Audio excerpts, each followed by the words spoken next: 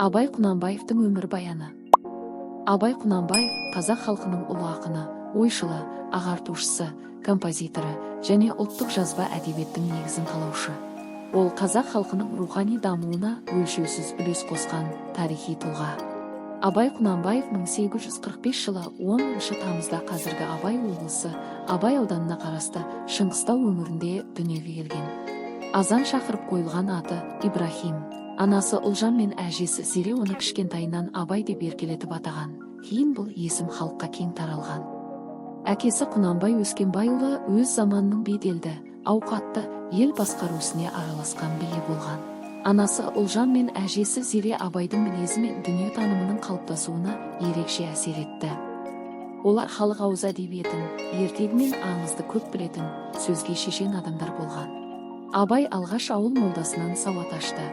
Кейін 10 жасында Семей қаласындағы Ахмет Риза медресесіне оқуға түседі.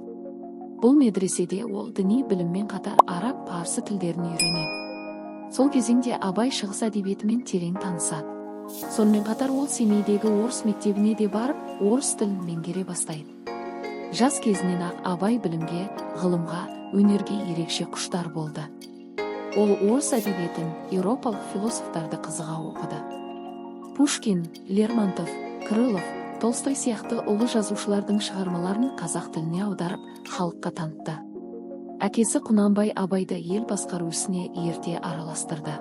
Алайда Абай билікпен дауға емес, халықтың рухани дамуына, білім мен әділдікке көбірек көңіл бөлді. Ол ел ішіндегі надандықты, жалқаулықты, рушылдықты қатты сынға алды. Абайдың ақындық жолы 1880 жылдардан бастап айқын көріне бастады.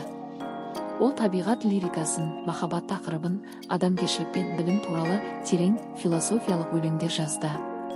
Қыс, жаз, күз, жазғы тұры, ғылым таппай мақтанба, интернатта оқып жүр сияқты өлеңдері қазақ әдебиетінің алтын қорына енді. Абайдың ең маңызды еңбектерінің бірі «Қара сөздер». Бұл шығармаларында ол адам болмысы, мінез-құлық, тәрбие, иман, еңбек, ақыл мен ғылым жайында ой қозғайды. «Қара сөздер» қазақ халқының рухани, философиялық мұрасы. Абай тек ақын емес, сонымен қатар сазгер болған. Ол көзімнің қарасы, желсіз түнде жарғай, айттым сәлем, қаламқас сияқты әндер шығарып, қазақ музыкасына жаңа өрнек әкелді. Өмірінің соңғы жылдары Абайға ауыр тиді. Балаларының қайтыс болуы, ел ішіндегі тартыстар оның денсаулығына әсер етті. Абай Құнанбаев 1904 жылы 6 шілдеде дүниеден өтті. Ол туған жері Шыңғыстауда жерленген. Абайдың мұрасы қазақ халқы үшін мәңгілік қазына. Оның шығармалары бүгінгі күнге дейін өз маңызын жоғалтқан жоқ. Абай халқына адал қызмет етуді, білімге ұмтылуды, адам болуды өсиет етіп қалдырды. Егер сіздерге пайдалы ақпарат болса, қуаныштымын. Маған тіркеліп кетіңіздер.